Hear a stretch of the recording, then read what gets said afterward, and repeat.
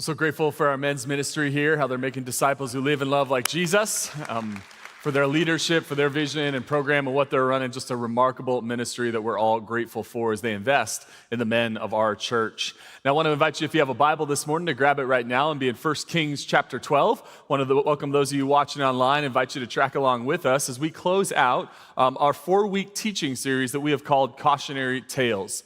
And so each of these 4 weeks, we've looked at an individual in the scriptures and tried to learn from their mistakes and learn from their pitfalls so that we don't make those same mistakes as well.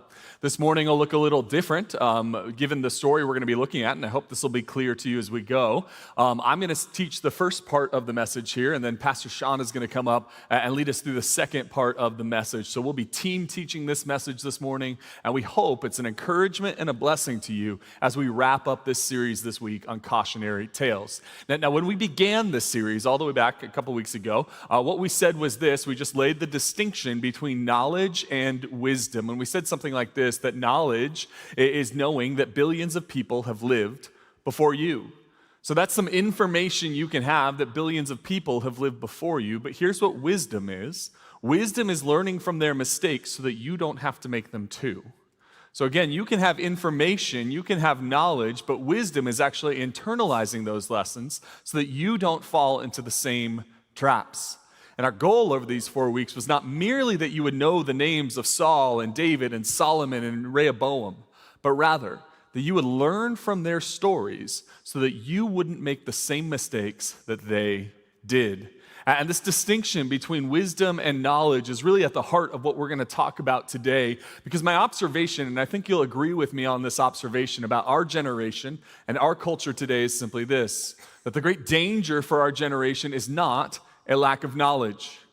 The big problem for anyone alive today is not that you do not have access to enough information. When it comes to the internet or your smartphone or AI technologies, all of these different things, you have more access to information than anyone who has ever lived before you. I was thinking about it this way. Just recently, my children were doing bath time, and after bath time, we tried to pull the plug and let the water drain out of the tub, and sure enough, it didn't drain. And so we didn't quite know what was going on until we recognized that they were playing with these tiny little figurine toys that had gotten sucked into the drain and had clogged the bathtub drain. Now, 100 years ago, if that had happened in my home, I would have called someone up, maybe my dad or an uncle or a neighbor, and said, "Hey, how do you fix this drain?" But once that happened to me and we got our kids down to bed, I didn't call anyone. Some of you'll know exactly what I did. I went onto YouTube and I searched, "How do you fix a drain?" And here's what's beautiful about YouTube. It didn't just give me generically how to fix some drain of some bathtub out there. It knew the exact model, the exact make, the exact drain that I had to fix. It gave me the steps to take it apart, get everything out, and to put it back together brand new. That's the world we live in today. And for so many of us, our impulse is to go to those sources of knowledge to understand how to do things like fixing a drain or fixing your car, or doing something simple around your house. And there's going to be some value in having that information. There can be some value in having that expertise online. But here's the problem. The internet is great for helping you fix a drain. The internet is great for helping you fix a car. It's great for you figuring out the basics of how to do investment or most of adult life. But here's what it's terrible at. It's terrible at helping you if the problem isn't your drain, if the problem is your marriage, if the problem is your children. If the problem is that you're anxious or you're depressed or you're afraid or you're overwhelmed, if you're struggling in your relationship with Jesus, the internet does not have what it takes. So see, the great danger is that we are a people who love to get information from these sources, and that we think we can turn to those same sources to get the deeper things that we need. You see, for our generation, the great danger is not a lack of knowledge.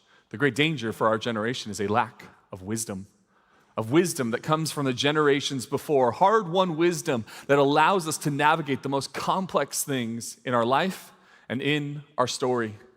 And this morning we're going to hear the story of an individual who never learned the lesson of wisdom, who never learned what it meant to look to the generation that came before him and receive the lessons they had to teach.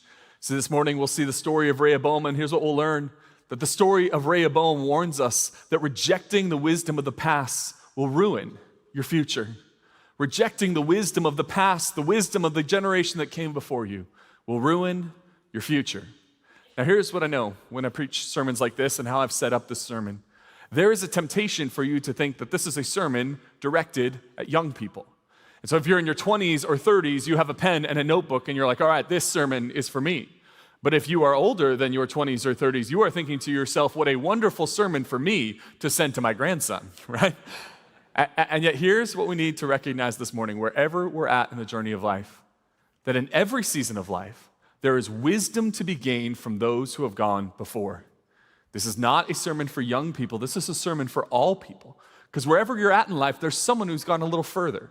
If you're a parent, doesn't matter how long you've been a mom or a dad for, someone has done it a little longer. If you're a grandparent, doesn't matter how long you've done that, someone has done that a little longer.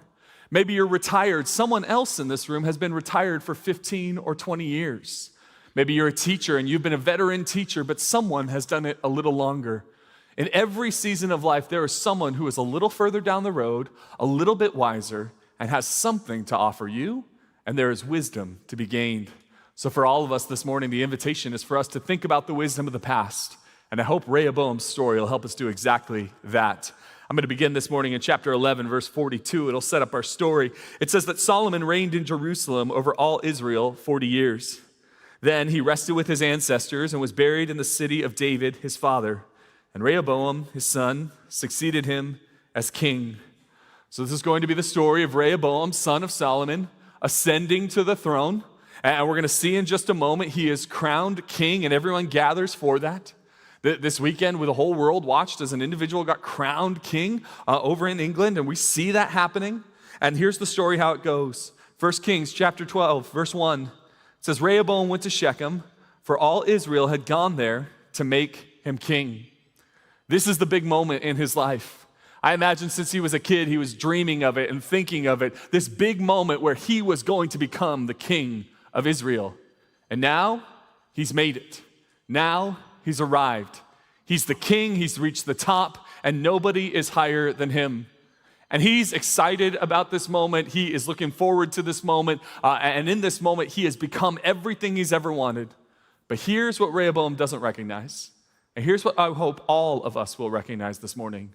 That what's true for Rehoboam is true for you. That the most consequential moments of your life are also the most perilous. The most consequential moments where you have newfound freedom or newfound power or you have newfound resources, you get a promotion at work, you become a parent, you step into retirement. Those moments are beautiful and they are good, but they are also perilous. You think about a young kid who goes off to school for the first time. It's newfound freedom, and yet there's opportunities for things to go sideways on him or her. You think about a 16-year-old who gets their license. Now they can drive with no one else in the car, and yet that is a perilous moment if they're not wise about it. The same goes for the individual who's 18 years old and they go off to school in a new city or a new state. It is a wonderful moment. It is a significant moment, but it is a perilous moment. The same goes for you the moment you became a parent, a grandparent, the moment you bought that business or got that promotion, the moment you stepped into retirement and now have free time on your hands. It is an important moment. It's a beautiful moment, and yet it is a perilous moment if you do not walk in wisdom. See, there's two different reactions to the type of moment we're talking about here where Rehoboam ascends to the throne, where something big happens in your life. The first is the foolish reaction, and foolish people assume that their knowledge is all that they need. Foolish people walk into a new season of life and think, I've got this, I got myself to this place, I don't need anyone else's input. I'm smart, I'm competent, I'm capable, and I've got this all by myself. That is what foolish people think in new seasons of life. But I want to remind us what wise people do. Wise people assume that someone else knows something they don't. Wise people walk into a new promotion, a new job, a new season of being a parent or a grandparent, a new move, a new something in their life, and assume someone else has been here before and they have something to teach me. Rehoboam doesn't understand this, and he goes on in verse 2 to tell us when Jeroboam, son of Nebat, heard this, he was still in Egypt where he had fled from King Solomon. He returned from Egypt. So they sent for Jeroboam, and he and the whole assembly of Israel went to Rehoboam and said to him, your father put a heavy yoke on us, but now lighten the harsh labor and the heavy yoke he put on us, and we will serve you.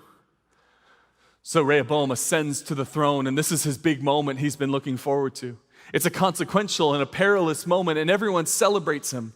But then Rehoboam runs into what anyone who has ever gotten a promotion, a job, a big moment, you're in a big role and you're a leader now. When you become a leader, everyone celebrates for about half a second, and then you know it shows up right away? All of the problems of your organization. They come right to your desk. And that's what Rehoboam receives here.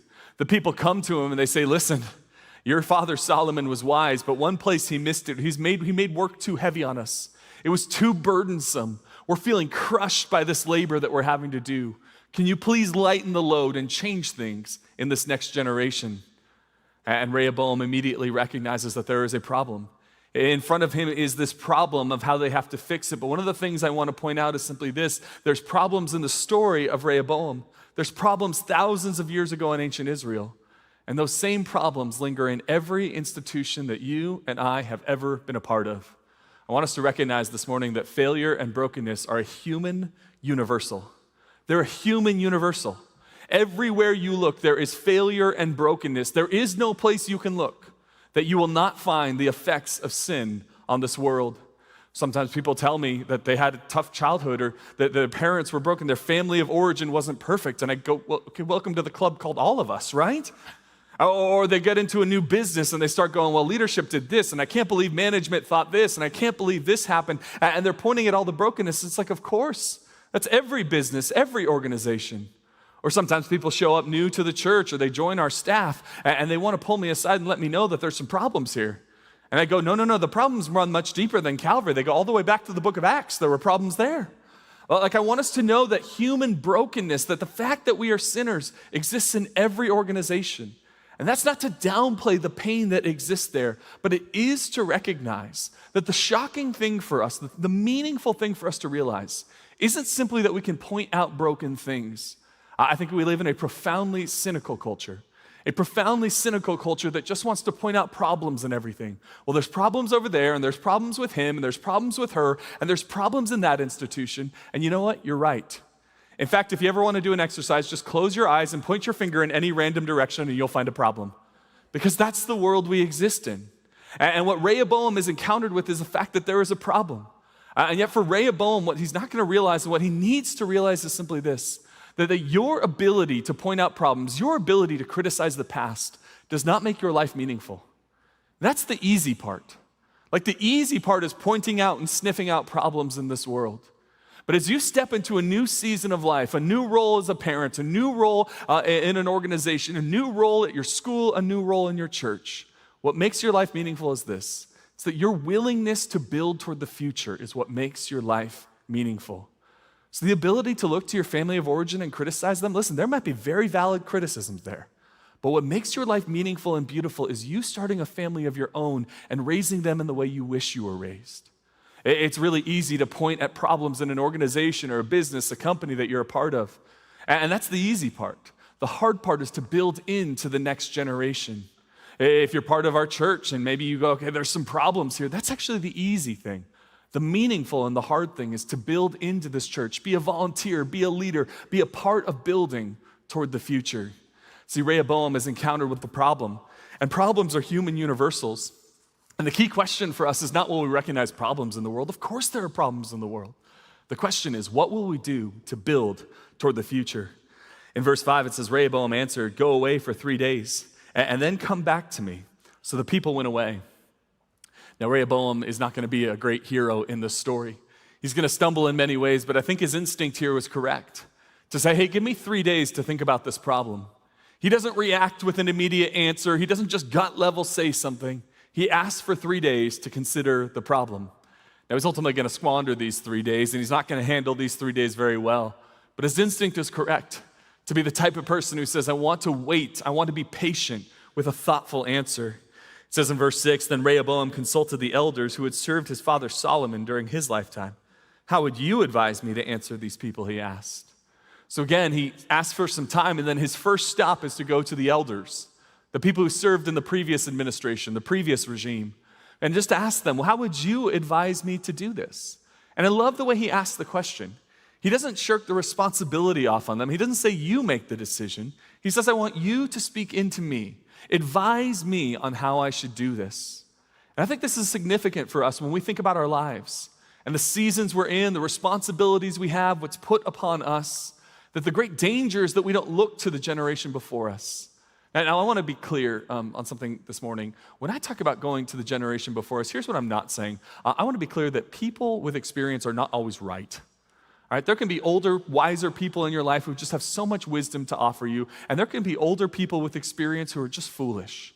And so the point is not if anyone's ever older or has more experience, you must listen to them, and you must do exactly what they say because they're always right. But rather this, the people with experience are always worth listening to. Again, he goes to them and says, how would you advise me? He doesn't say make the decision for me. He doesn't say you tell me what to do and I'll do exactly that.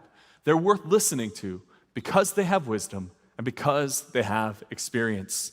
It goes on in verse 7, they replied, if today you'll be a servant to these people, serve them and give them a favorable answer, they will always be your servants. So Rehoboam goes to the old men, he goes to the elders, and he asks, what would you do? And the answer is sort of that like old-timey wisdom where you think what you have to do as king is show yourself to be strong and mighty and powerful. And they say, no, don't do that. Serve them. Be a servant. Be favorable toward them. And then what's going to happen?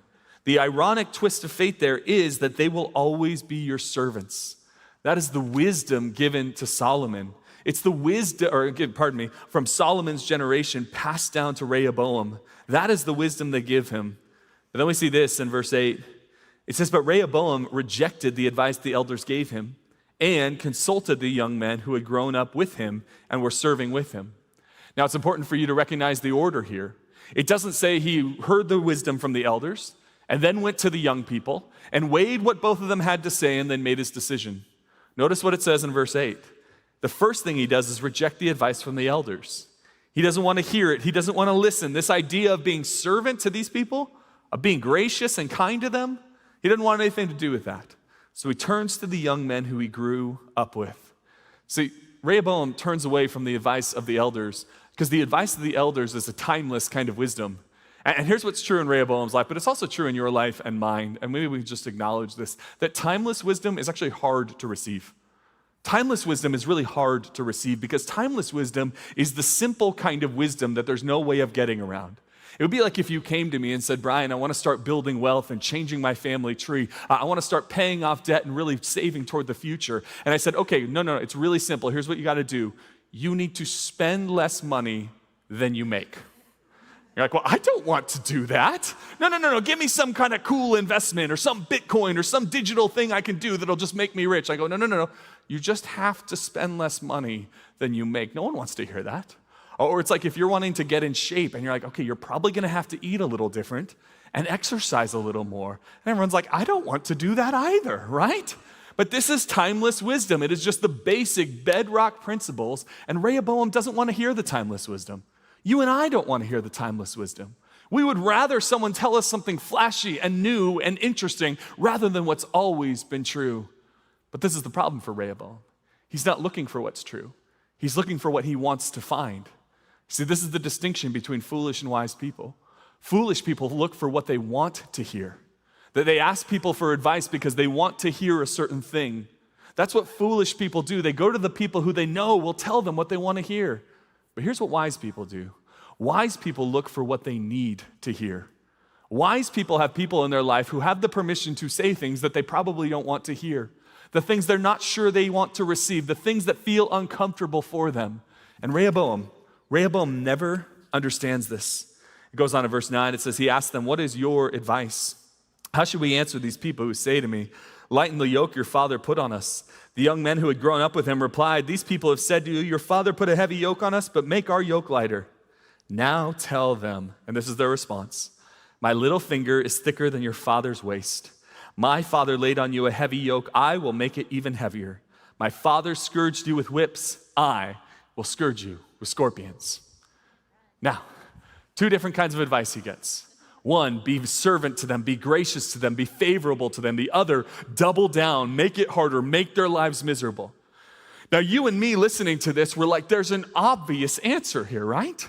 Even if you don't know how this story ends, and by the way, it ends very badly. He goes this way, right? He goes with the bad advice. But you know exactly what to receive here. But Rehoboam is going to go in a foolish direction. But I want to point out something this morning. I want to point out that the reason Rehoboam goes in a foolish and ultimately destructive direction is not primarily because of his foolishness. See, Rehoboam's deepest issue was not foolishness. There are many young people who have foolishness inside of them, and that needs to be trained out of us as we're young and as we grow in age. But the primary issue for Rehoboam was not foolishness. Rehoboam's deepest issue was pride. It was pride. It was the unwillingness to listen to the wisdom of the past. It was this hubris, this arrogance that says, I've got this thing on my own, and I don't need to listen to the generations that came before me. You see, the ultimate issue for Rehoboam was not management style or leadership ability. The ultimate issue was pride. And here's what we need to acknowledge this morning, that pride is always a spiritual issue. It's a spiritual issue. See, the great problem for Rehoboam was not just between him and his subjects or him and the elders or him and his friends. The great problem for Rehoboam was between him and his God. When we walk in pride, it is not merely a wisdom and foolishness issue. It is an issue between us and our Creator. I want you to see what 1 Peter chapter 5 says about this. Peter writes this. He says, in the same way, you who are younger, submit yourselves to your elders. And all of you, clothe yourself in humility toward one another, because God opposes the proud, but shows favor to the humble. And you see this phrase that God opposes the proud and shows favor to the humble all throughout the Bible. But isn't it interesting that for Peter, he connects that to you who are younger, submitting yourself to your elders. Like in other words, what Peter understands is what Rehoboam never did, is that the unwillingness to listen to and submit to those who have wisdom, those who are above you, those who are older, the unwillingness to receive that wisdom is actually a spiritual issue that causes God to oppose you rather than to be gracious and generous toward you. See, what Peter understands is what Rehoboam never did, and that's that rejecting the wisdom of the past will ruin your future. Why? Not just because you aren't receiving the best practices or learning tricks and tips. Those are all true. But the real issue, when I refuse to listen to anyone who comes before me, when me as a pastor here, when I refuse to listen to people who have been at this church longer than I've been alive, people who have pastored much longer than me, if I get into a heart position where I go, I'm not going to listen to anyone who came before me, the principal issue isn't just that I'm not doing the best thing by the church. The principal issue, according to 1 Peter, is that God opposes me in my pride. The face of God is set against me. And then the opposite is also true, that receiving of the wisdom of the past will bless your future. And that's the core instruction today, that we would be a people who receive the wisdom of the past, who look to those who have gone before us and the generations before, those who are just a little ahead of us, and we receive from them. And we receive from them not just to get best practices or tricks and tips, but because we know in the moment where I'm receiving and submitting to those who are older than me, it says that in the scriptures that God blesses me. He shows his favor toward me. His goodness and his mercy and his favor are upon my life when I listen to and submit to those who are older than me. In preparation for this week, I was thinking about a professor I had in college. I got a little picture of him here. This is Herbert Ryan. Herbert Ryan was a professor of mine at school, and he was born in 1931. So when he was my professor, he was 76 years old, and I'm this young guy training for ministry, fired up about what the Lord has, and here's this guy, Herbert Ryan, and he's trying to instruct me in my life, and he was this incredible instructor who just knew how to draw the best out of you. I remember he put a paper on my desk once that I had written, and he gave me a B on it, and he goes, you got a B, but Brian, I know you, and I really think you could have gotten an A. You're that kind of teacher, that professor who just raises your level, makes you want to perform better. I remember there was this debate going on as we were talking about worship styles in the early 2000s, and there were some who wanted to stick with older style hymns and some who wanted to do new songs. And I remember listening to him weigh in on that debate. And he said, listen, Brian, that all true worship of God is rooted in gratitude. He goes, so if you don't have gratitude, you can sing old songs or new songs, but it's not worship, it's just singing. But he said, if you have gratitude in your heart for who God is and what he's done on your behalf, you can sing old songs and hymns, you can sing new tradition or contemporary songs, and that is worship before our God. That was a profound wisdom poured into me. Or even this morning, we sang newer songs and older songs, and we see those weaving together. It was a beautiful thing from a man that as a 21-year-old, every instinct in me may have been to say, what does this guy know? What does he have to teach me? But Herbert Ryan poured into my life, and I'm so grateful I listened to that man. So grateful for his influence on my life, because in listening and hearing and submitting and knowing what the older generation had to say, there's a blessing of God in my life. I've experienced that blessing from Herbert Ryan. I've also experienced that blessing from so many others, including right here at this church. I've experienced that blessing from Pastor Sean Thornton. As the senior pastor here, he has invested in me and so many of the next generation leaders and staff here at the church. I'm grateful for the ways he's invested in us. I'm grateful for the ways he's passed down the wisdom of the past to us here. And Pastor Sean's going to continue on the story with Rehoboam here in verse 12. Pastor Sean, thank you for the ways you invest in the next generation here at Calvary. Thank you, Brian. Thank you so much. And you know, one of the things about this passage and this cautionary tale of Rehoboam is it's the younger generation that blows it. Just so you know. If you look at verse 12, the story continues. He has already rejected the advice of those with more experience.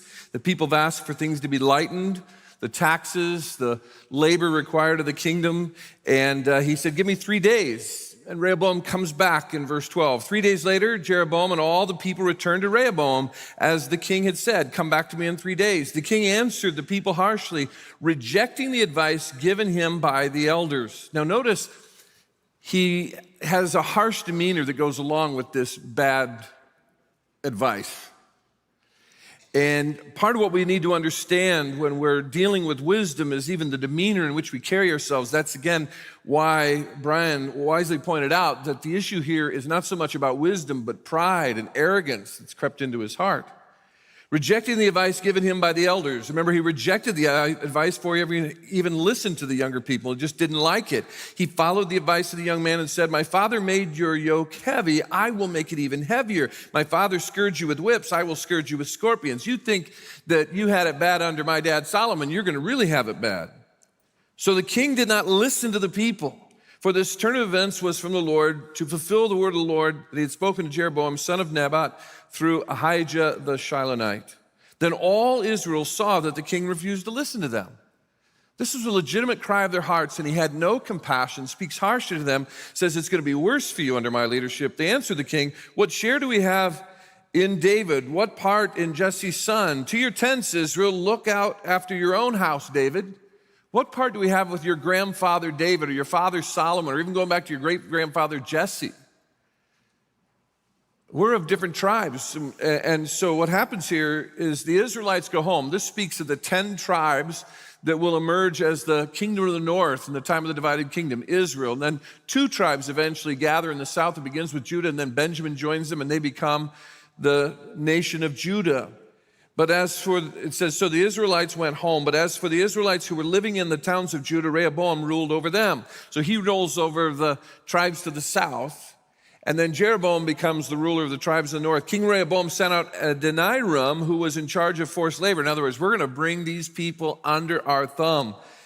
And apparently Rehoboam goes with him to watch what Adoniram's going to do to bring all these people under his control, all of the tribes. But all Israel stoned him, Adoniram, to death. King Rehoboam, however, managed to get into his chariot and escape to Jerusalem. So Israel has been in rebellion against the house of David to this day. Rehoboam inherits the kingdom, but he squanders his opportunity. He doesn't receive the wisdom of the past, and in his pride and in his arrogance, he makes things worse, and the kingdom is divided, and actually the kingdom never really unites fully again. The scriptures tell us that things will be united again and only in the eternal kingdom of Christ himself when Jesus sits on the throne of King David forever and ever. So the consequences are heavy and harsh. There's great division among God's people. There's a problem here in how he received the wisdom. And I want to talk for a few moments about receiving wisdom from those who have more experience than you. Brian pointed out this is not just a chronological thing here. You could be a grandparent, but have people who've been grandparents longer who can speak into your life. You can be a 30-year-old who is moving beyond that young adult stage that we have of 18 to 30-year-olds here and say you can reach back and help a 20-year-old have some wisdom that they might not have going into their early 20s. So it's perspective. I'm 56 years old, so I'm guessing I'm about over halfway, unless I'm going to live to be 112. And I still have a lot to learn from those who have more experience in various areas of life, but I have some things to give in terms of my experience and my insights, the good, bad, and ugly I've gone through in life, my successes and my failures. But let's talk about then, how does someone who's younger or with less experience look to someone who is older or who has more experience to gain wisdom? Let's talk about getting wisdom. When we seek wisdom from an older person, Proverbs 1:5 says, "Let the wise listen and add to their learning. Let the discerning get guidance." Proverbs 13:20, these are the collection of wisdom from Solomon, Rehoboam's father. "Walk with the wise and become wise, for a companion of fools suffers harm." Proverbs 16:31 says, "Gray hair is a crown of splendor. It is attained in the way of righteousness." Gray hair is a good thing. There's some experience, some wisdom there. Proverbs 19:20 from the New Living Translation, "Get all the advice and instruction you can, so you'll be wise the rest of your life." Job 12:12 says, "Wisdom belongs to the aged and understanding to the old." There's something about life experience. Even if it happens to be that you've learned from your failures or the mistakes of others, that you can share with the next generation. And so there needs to be a spirit on the part of those with less experience and less age to looking to those with more age and more experience to pour into their lives. In Titus 2 in the New Testament, we're told that even in the church, the older men are to teach the younger men and the older women to teach the younger women. There is a mentoring, a pouring into the next generation that needs to be a part of who we are. So in seeking wisdom from an older person, seeking to get wisdom from someone with more experience, how do you, as the younger or less experienced person, do that? I'll give you 5 things here, 5 practical things. Number 1, be open-minded and teachable. Rehoboam was not open-minded or teachable. He had decided before he even got 2 opinions that he was going to reject the wisdom of those who had gone before. Be open-minded and teachable. Approach that person with more experience with a willingness to learn and listen. Recognize the value of their input, whether it's a grandparent, a parent, in-laws, an uncle, an older neighbor, someone in your business who's gone on before you, or someone in your career who has more experience than you. Be open-minded and teachable, ready to learn. Some of the polarization in our world today, we've lost our ability just to hear other people and learn. And when you're younger and less experienced, look to those who are older and more experienced. Be open-minded and teachable. Secondly, ask questions and actively listen. Ask questions and actively listen. Engage with thoughtful, open-ended questions. Avoid arguing and pushing back. You know, some of the tensions we have today have even spilled over into Thanksgiving meals where generations argue with one another and fight over various things. If you're a younger person, be willing to just take in wisdom and input from others without arguing and pushing back, just to hear and to be able to understand that perspective. Ask questions and actively listen. Thirdly, be respectful and grateful. Remember, the heart of the issue here is pride. It's pride that ruined Rehoboam. It's pride and arrogance can ruin any of us. Even those of us who maybe don't have as much experience can have a haughty spirit. And those who stand should take heed lest they fall, the scriptures say. Be respectful and grateful. Make sure they feel, not just know, that you value their words, stories, and experiences. Don't just, as a younger person, say, okay, I listened for 10 minutes. Mark that box off. You've been heard. Don't have that attitude. Make sure that you're engaging with the individual, you're valuing that person, their stories, their advice, their input. Make sure they know you feel an appreciation and gratitude for what they're giving you, their experiences, their story, and how that can affect your life. Find a mentor and develop a board of advisors. Now, we can have different mentors in different stages of life. We can even have this idea a friend of mine had of a board of advisors in life. Seek out someone to pour into you. Select a group that you can call when needed. Mentor is someone who's gone before you. Maybe it is in your career field, or maybe it is in the education you're walking through, or maybe it is in being a parent, or whatever it happens to be. Find someone, if it's in the Christian life, someone who can mentor you because they've gone before, they've got more experience. And you can call on them at any time and they'll give you input. You can have coffee with them and you can experience life together with that person pouring into your life. A friend of mine, when he was younger, developed a board of advisors. He pulled someone from the company he worked in. He pulled a neighbor in. He pulled his father-in-law in. He brought a Christian friend in. And he would get together with them 2-3 times a year just to get their input on what he was going through in life. And he called them his life board of advisors. The book of Proverbs talks about wisdom is found in a multitude of counselors, getting wise people speaking into your life. If you're younger, think about finding a mentor, develop a board of advisors. Fifth and finally, cultivate relationships and invest time. Cultivate relationships and invest time. Foster a relationship with older individuals beyond seeking wisdom. Build a strong bond. This is about experiencing humanity together, being human, developing relationships. See, in the illustration that Brian talked about when his drain was clogged up with the kids' toys, you can go to YouTube and you can download information. And you can say, well, that's an easy way to get easy access to just knowledge, but I'll wait and get wisdom in life for marriage and parenting and all that from other people.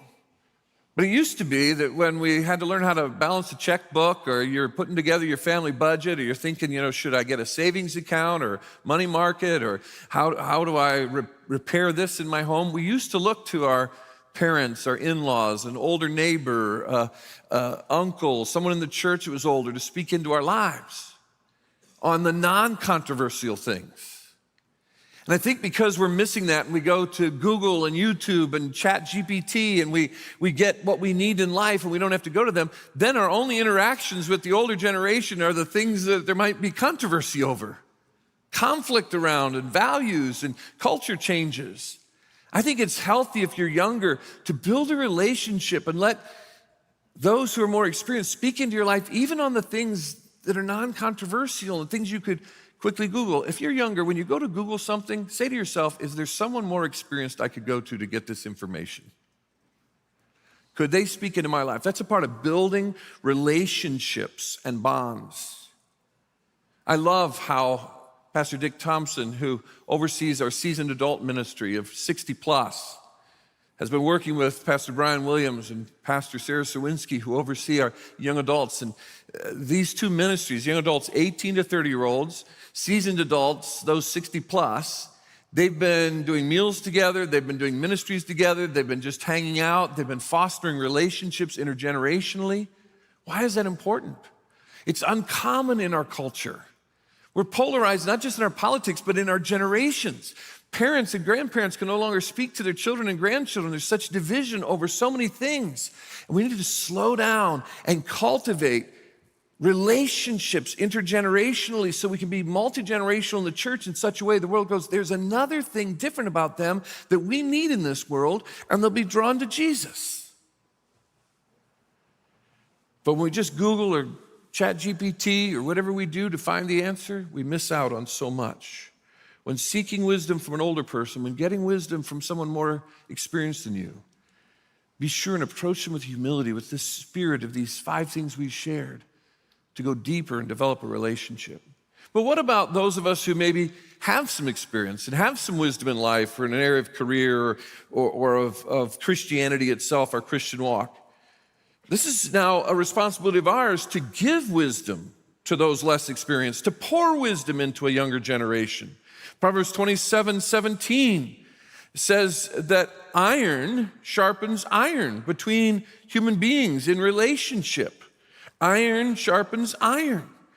Deuteronomy 6 and 7 says that we're to, with our own children, with the next generation, in the times we're just getting up and walking down the path, non-controversial times, not disciplined moments, talk about the things of God and the things of life.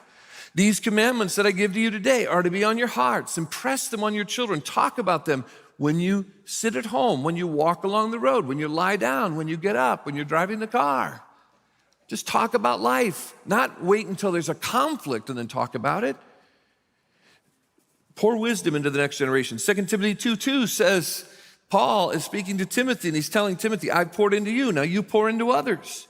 It says, and the things you've heard me say in the presence of many witnesses, entrust to reliable people who will also be qualified to teach others. You pass it on to them. Psalm 78 says we're to share with the next generation and the next generation after them, and we're to share the good news of God with the children not yet born by pouring into those generations. There is a responsibility we have with experience and life and our Christian walk to make sure we pour into those who walk that path behind us, the path of life and faith. Psalm 71:18 says, now that I'm old and gray, let me proclaim your power to this new generation, your mighty miracles to all who come after me. That ought to be the spirit of those who have wisdom and age in life. Let me give you, if you're one, giving wisdom, investing wisdom, taking the responsibility you have from God to do that, let me give you 5 suggestions on how you do that. Number 1, be humble and approachable. Again, the issue here with Rehoboam is one of arrogance and pride. We who pour wisdom into others need to be humble and approachable. Create a warm and inviting atmosphere. Be open to learning from them as well.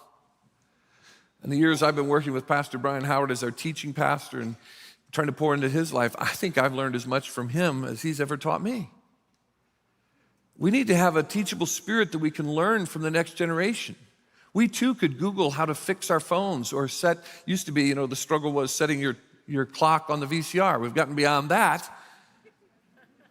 But we could, instead of just Googling it, we could reach out to a grandchild or a child or someone younger and ask them, how do you do this? Again, in the non-controversial areas, so we can have open dialogue. In those times, there might be disagreement or different perspectives.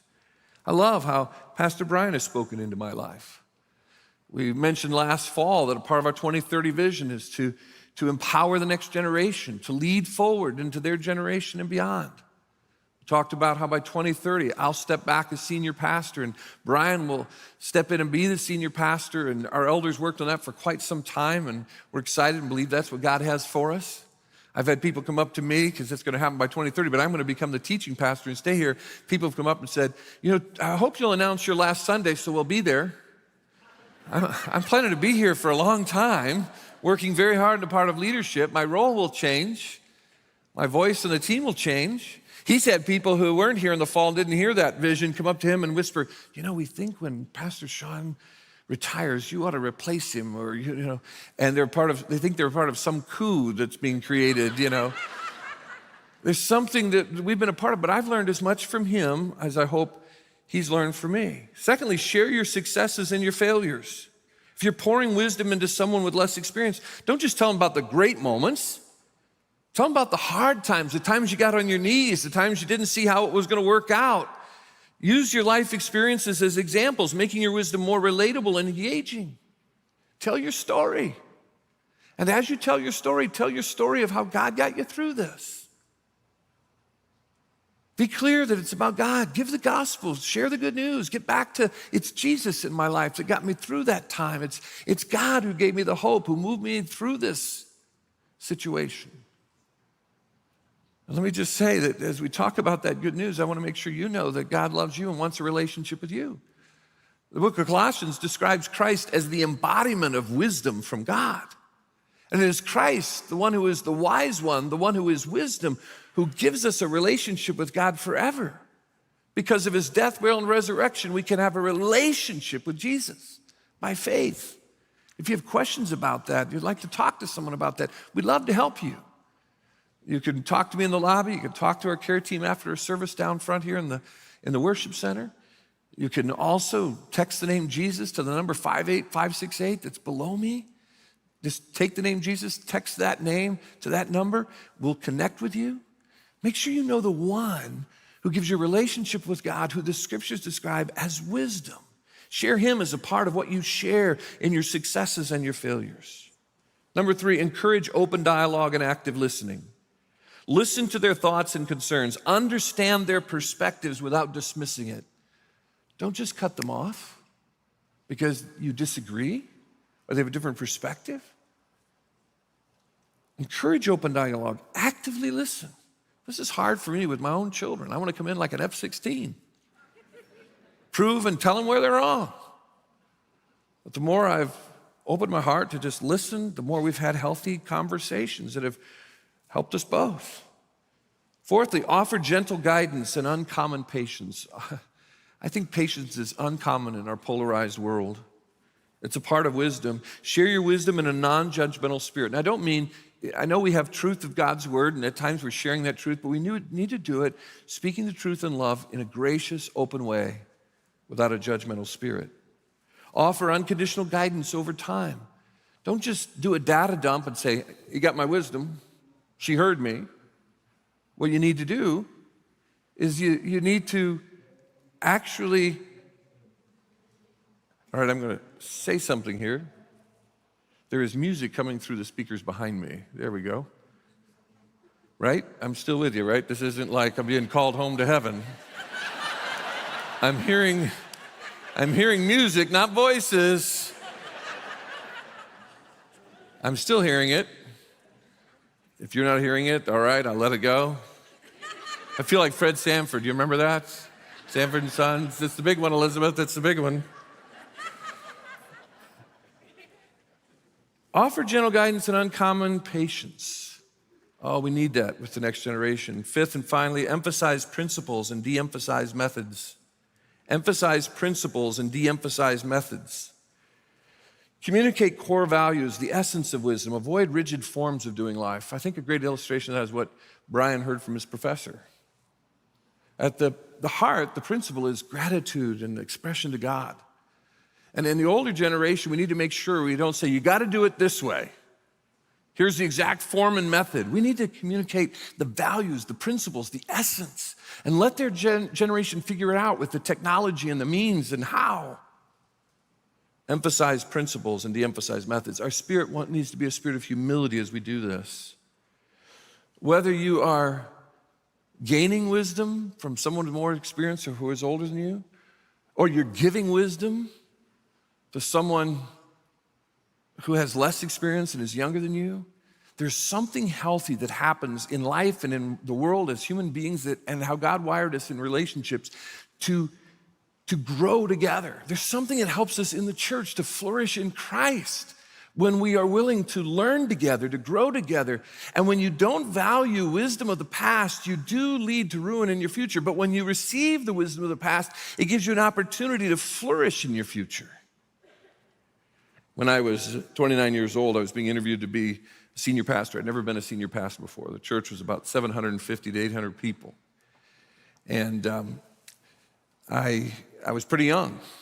And this search committee was interviewing me, and a lady in her 70s looked at me and said, "You're really young. I think you're gonna make a lot of mistakes if we call you to be our pastor." And she said, "Don't you think when you're 40, you'll look back and regret the mistakes of your 30s? And the Lord just put this thought in my head. I said, "I do. I'll make a lot of mistakes between now and then." She said, "See?"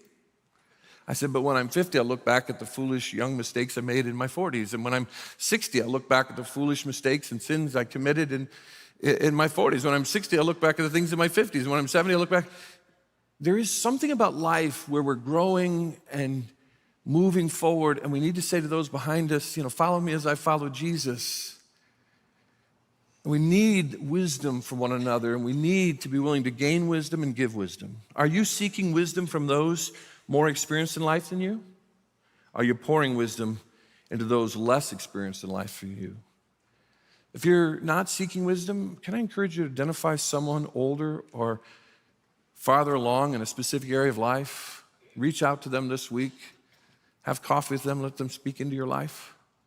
If you're older or more experienced, maybe reach out to a grandchild, a child, someone you know that's younger and less experienced, and ask them if they can have coffee and just say, "I just want to share some things with you." And think of 2 or 3 things that would be important for you to know at their age or their stage and whatever it is that you maybe have more experience in. Let's find ways to pour into one another, that we might have ultimately the wisdom of God together. Would you pray with me, please? Thanks, Father, for the warning, the cautionary tale of Jeroboam. Thank you for the cautionary tale of King Saul, his jealousy, David and his lust, Solomon his idolatry, and even Rehoboam and this arrogance. Help us, Father, to heed the cautionary tales you've intentionally included in the scriptures. May we be people who seek wisdom, and as you give us wisdom in life, to be willing to give it as a gift. May we seek and give wisdom with humility, knowing that all of it comes from you. Thank you for the people who've poured into my life and the opportunities you've given me to pour into others. Oh, our world needs to see a different dynamic among generations. And may that take place right here in our church at Calvary. We love you, Lord, and pray that we might be a part of your wisdom, not just the world's thoughts, but your wisdom. In Jesus' name we pray. amen. I trust that as you've been blessed by the ministries and the worship here at Calvary, maybe your family's been blessed, that you're someone then who turns around and invests in your worship through giving to those ministries. If you